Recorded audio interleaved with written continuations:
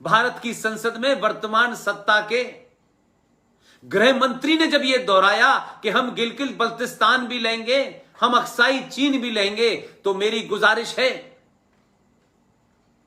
कि जो 2 सीटें हैं जिन्हें आपने एंग्लो इंडियन, जो अंग्रेज यहां से चले गए थे और उनकी जो यहां जायज और नाजायज वंशज छोड़ के गए थे, जिनकी गिनती भारत के कानून मंत्री ने संसद में बताया कि वो मात्र 262 हैं गिनती के, लेकिन बल्तिस्तानी इस देश में हजारों की तादाद में हैं।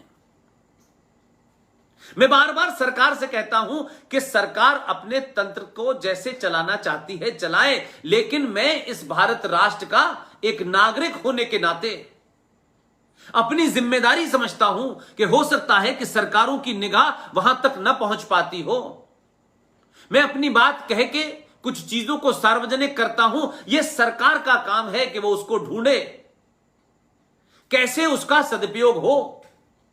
अगर आपको गिलगित बल्तिस्तान लेना ही है, लेने से पहले जो साइकोलॉजिकल युद्ध है उसकी शुरुआत इसी से हो सकती है कि जो भारत की लोकसभा में 2 सीटें राष्ट्रपति नॉमिनेट करता है, एंग्लो इंडियन की जिनकी गिनती 262 है, हजारों की तादाद में बल्तिस्तानी भी हैं, गिलगित के लोग भी हैं, अगर कोई उस कौम के अंदर से एक शख्स है, साफ सुथरा है, ईमानदार है, प्रोफेशनल है, वो किसी दुकानदारी नहीं चलाता, कोई मजहब की दुकान उसने नहीं खोली है, वो किसी मस्जिद का मौलवी नहीं है, इमाम नहीं है, उसका नाम है सिकंदर रिजवी। सरकार को चाहिए कि उन 2 लोकसभा सीटों में से समाप्त करे ये एंग्लो इंडियन का कहानी।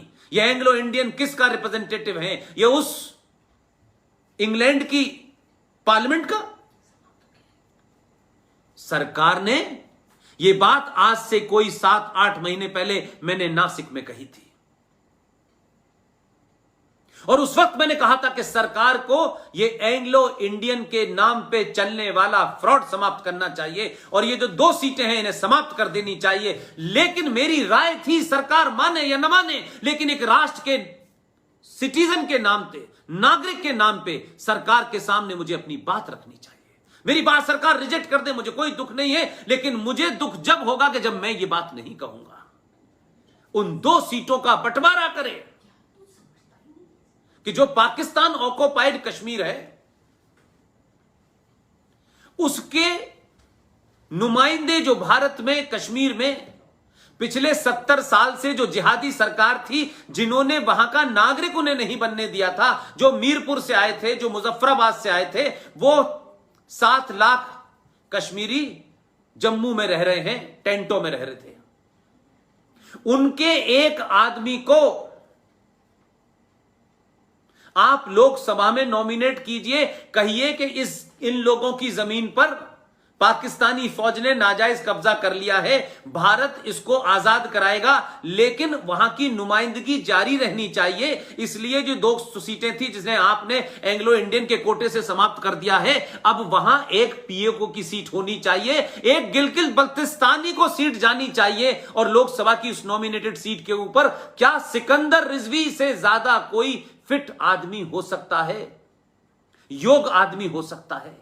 लड़ाई यहां से शुरू करिए कि भारत की पार्लियामेंट के अंदर अगर पीओके का एक नुमाइंदा नॉमिनेट हुआ है, एक गिलगित बल्तिस्तान का नुमाइंदा हुआ है, तो आपने अंतरराष्ट्रीय स्तर पर अपना यह क्लेम और मजबूत कर दिया कि सच में वो हमारा हिस्सा है, हम लेंगे। हो सकता है दुश्मन ने हमसे वो छीन लिया हो, धोखे से छीन लिया हो, वो कब आएगा ठीक है। इस देश में तो तिब्बत की सरकार एग्जाइल में चल रही है, उनका प्रधानमंत्री राष्ट्रपति है।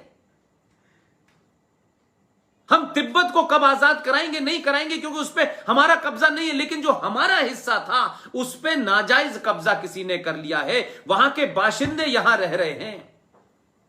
उनमें पाकिस्तान ऑक्युपाइड कश्मीर और गिलगित बल्तिस्तान, ये 2 सीटें जो समाप्त हुई हैं आपकी एंग्लो इंडियन के फ्रॉड से, वहां नॉमिनेट कीजिए। और ये जो कश्मीर में 7 लाख कश्मीरी हिंदू जो भाग के पाकिस्तान से यहां आया था, आप कश्मीर के अंदर जब चुनाव कराने जाएं तो आपके कश्मीर की विधानसभा के बारे में सबको पता होगा कि कुल मिलाकर के 121 सीटें हैं और 111 सीटें हैं और 111 सीटों में से चुनाव होते हैं 87 सीटों पर, क्योंकि बाकी सीटें उस कश्मीर की हैं जिस कश्मीर पे पाकिस्तान ने कब्जा कर रखा है।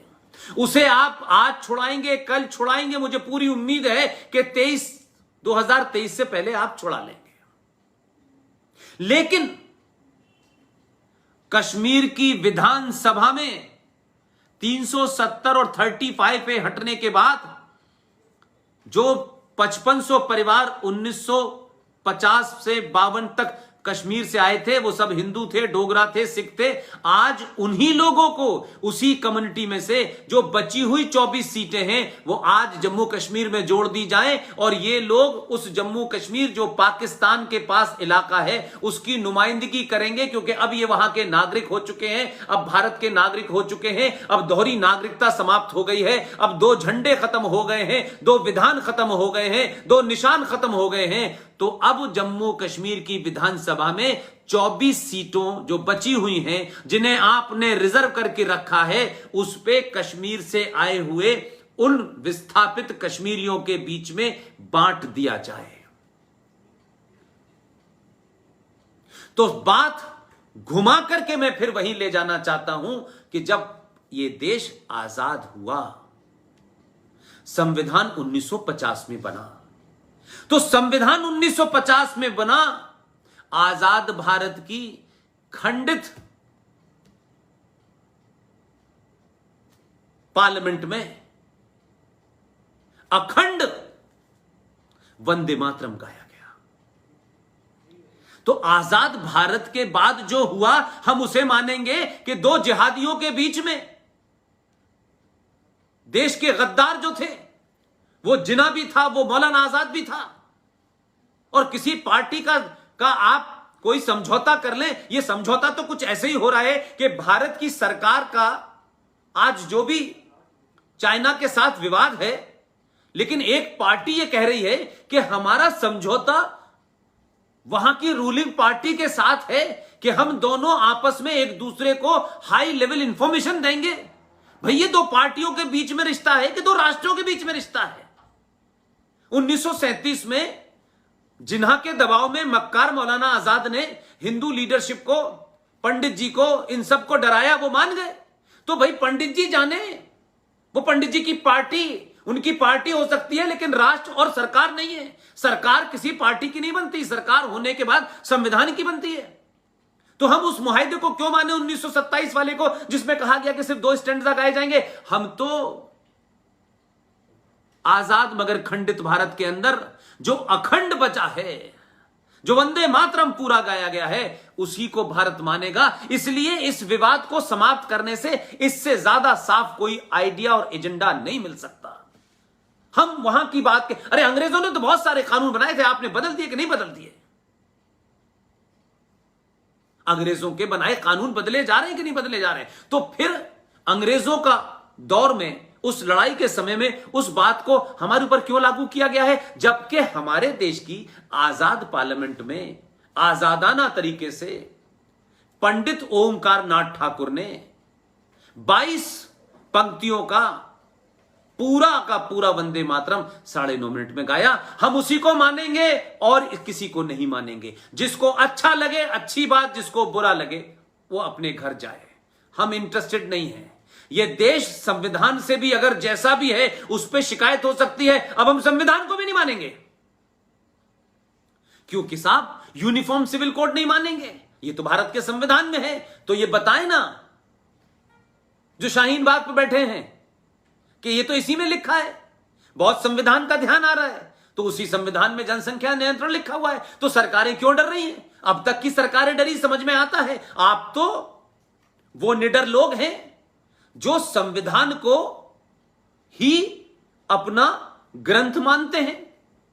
आपने तो इस संसद में पहला जीवन का चुनाव जीत के संसद की सीढ़ियों पर जब आपने माथा टेका, तो आपने कहा यह मंदिर है, इसकी पवित्रता भंग नहीं होनी चाहिए। लेकिन उसी मंदिर के अंदर जो किताब है जिसे आप संविधान कहते हैं, उसकी पवित्रता फिर कैसे भंग हो रही है?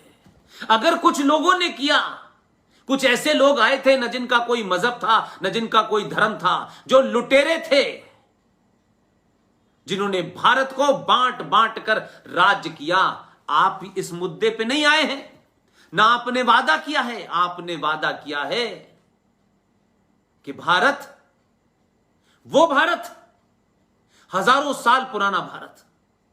और जब आप शब्द बोलते हैं तो आप 11,000 फीट की ऊंचाई पे पहुंच के भी आपको भगवान कृष्ण का सुदर्शन चक्र याद है।